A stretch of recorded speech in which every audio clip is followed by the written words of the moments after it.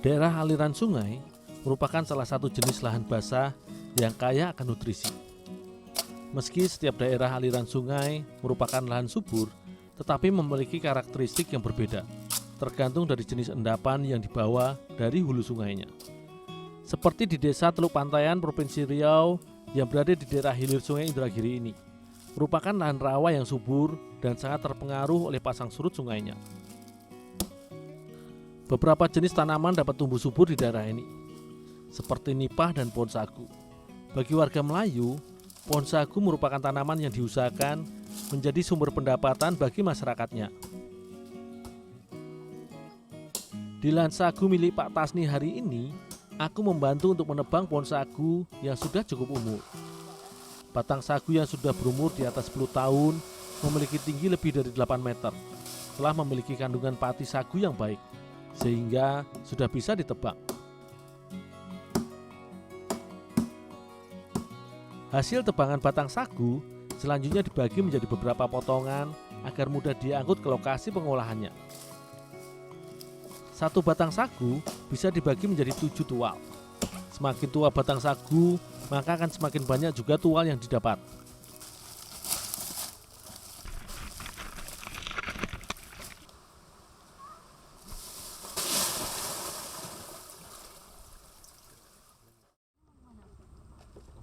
Tidak hanya melalui jalur darat saja, tual sagu harus kami bawa melalui jalur sungai sampai ke seberang. Untuk memudahkan membawa tual sagu, maka pada setiap potongan sagu dibuat lubang yang berfungsi sebagai pengait untuk memasukkan tali tambang yang akan menyusun rangkaian batang sagu hingga berjejer rapi.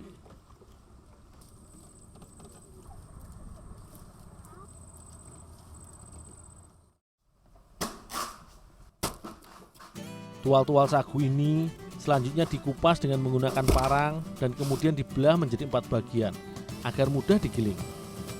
Hasil belahan tual sagu akan dihaluskan dengan menggunakan mesin khusus yang dirancang untuk menghaluskan serat batang sagu.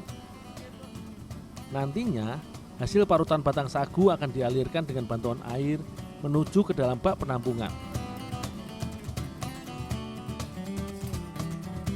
Tepung sagu akan diendapkan selama 3-4 hari hingga semua pati sagu tertinggal dan mengendap.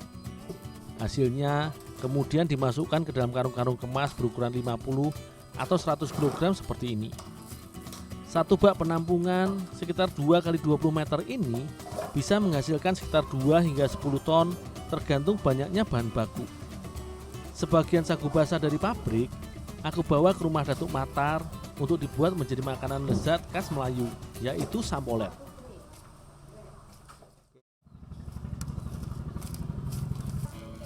Sagu yang sudah kering seperti ini sudah bisa diolah menjadi berbagai jenis makanan lezat.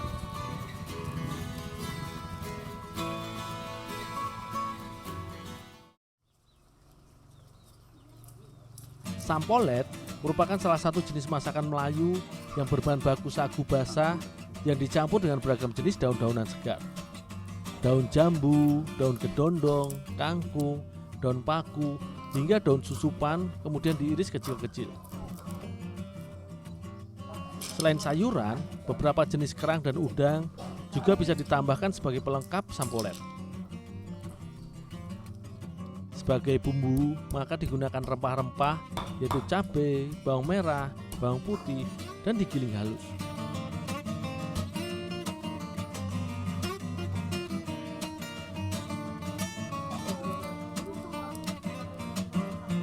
Semua bumbu bahan sampolet yang sudah disiapkan selanjutnya akan dimasak dengan cara direbus dan dicampur ke dalam rebusan air mendidih. Bumbu halus pertama dimasukkan terlebih dahulu. Kemudian udang dan kerang kupas ikut direbus. Barulah kemudian sayur-sayuran iris dicampurkan ke dalam dandang. Setelah semua bahan dan bumbu penyedap masuk, barulah sagu cair ditambahkan dan diaduk bersama semua bahan lainnya. Pengadukan harus dilakukan terus-menerus agar sagu tidak menggumpal. Masakan sampolet sekilas mirip papeda yang biasa dikonsumsi masyarakat Indonesia Timur. Hanya saja sampolet ini seperti bubur di mana bahan tambahan dicampur langsung bersama sagu. Sedangkan papeda biasanya dimasak tanpa campuran apapun. Tetapi saat dinikmati, barulah ditambahkan dengan kuah kuning.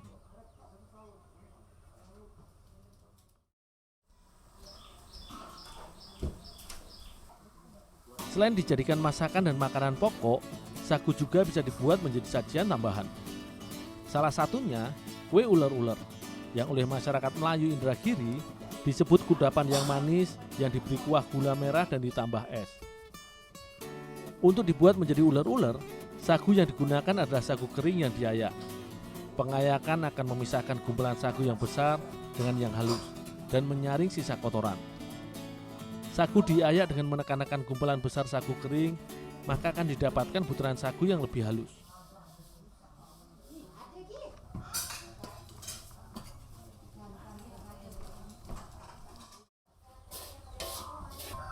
Selanjutnya, sagu yang sudah halus ini disangrai hingga matang. Saat disangrai, tepung sagu harus terus dibolak-balik agar tidak gosong.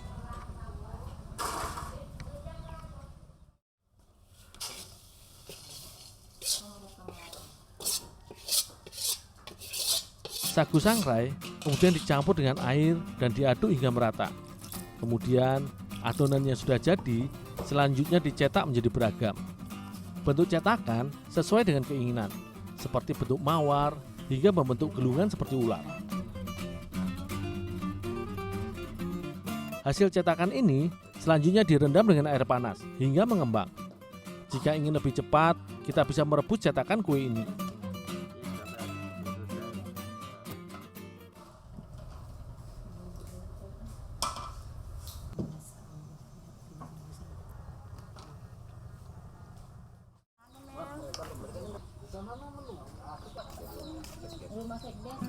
Kudapan manis ular-ular pas disantap bersama kuah yang terbuat dari gula cair.